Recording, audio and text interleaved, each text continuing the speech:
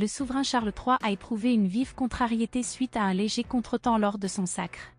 Les enregistrements visuels de l'événement ont révélé que le monarque d'Angleterre nouvellement intronisé a manifesté son exaspération quant au retard apparent du prince William, de son épouse Kate Middleton et de leur progéniture, qui semblait avoir tardé à se joindre au cortège de la procession.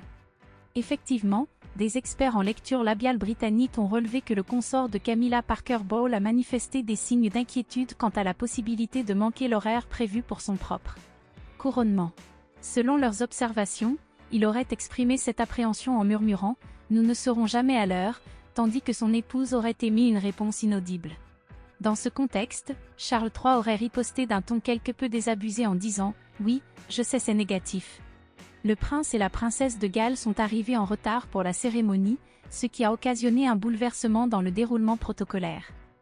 Conformément à l'ordre de service officiel du couronnement, il était prévu que Kate Middleton et le prince William s'installent devant Charles et Camilla.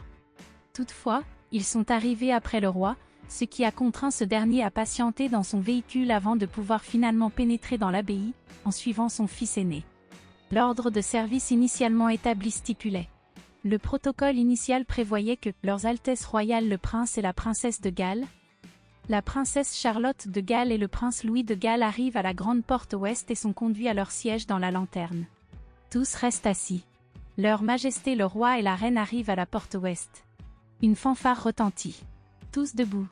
Toutefois, lors de la cérémonie, le prince William et Kate Middleton se tenaient derrière le roi, avant de rejoindre leur siège alors que le souverain pénétrait déjà dans l'église. Un membre du clergé a reconnu que quelques couacs s'étaient produits lors de la cérémonie de couronnement. L'évêque de Chelmsford, le docteur Gully Francis Dekany a ainsi déclaré « Il y a eu une ou deux choses qui ne se sont pas déroulées strictement comme prévu. Je ne citerai personne en particulier pour ne pas embarrasser. » De son côté, un porte-parole du palais a indiqué que le roi et la reine étaient profondément touchés par la solennité de leur couronnement historique.